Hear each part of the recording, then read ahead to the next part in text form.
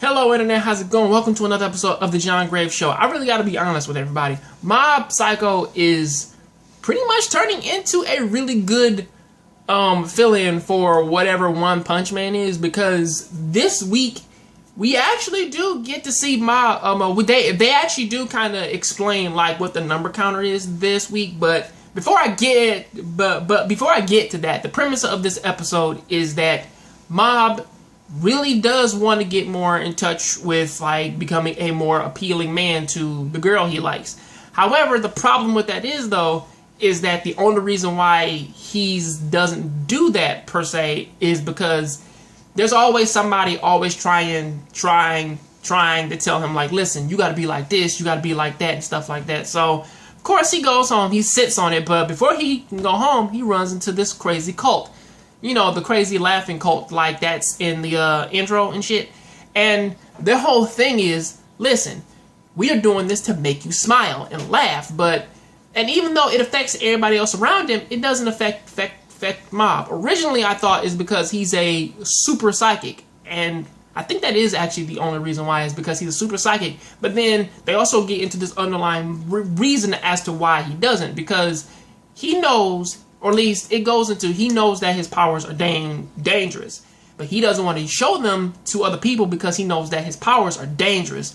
So it's a good chance that he doesn't have any actual friends that he can confide in and show these powers to. So in the process of him doing that, he's kind of has this blank like One Punch Man face, and he can't express any of his feelings to people. And whenever he does, he turns into a fucking Super Saiyan.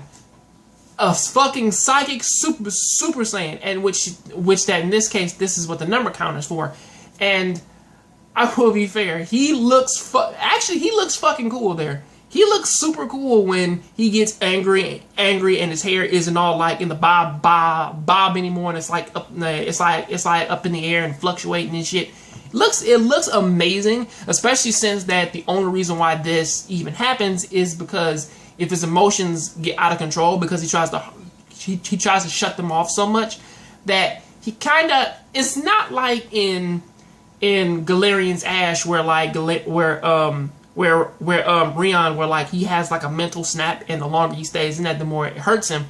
For Mob per se, it's more or less like whenever when his emotions want to get the better of him. In this case, when he was really angry, and pretty much he seemed to be he actually felt like a very different character, like once his emotions came out. But after that, I find it funny. But after that, he went back and he told everything to Reagan. But you know what the funny part about that is that even though I know Reagan is a con man, this episode actually made him seem like he was the most sensible person in the room, and I don't know why, but I will give him some points on that, because at the very least, most of the authority figures in Mob's life are not just trying, man, to like use him for his powers, or use him because like that he can make so that they can make a quick buck off of him. So I will give them that. But until then, that's all I gotta say. Please tell me what you think about this down there in the comment section, and remember, keep watching anime, keep playing video games. I'm out.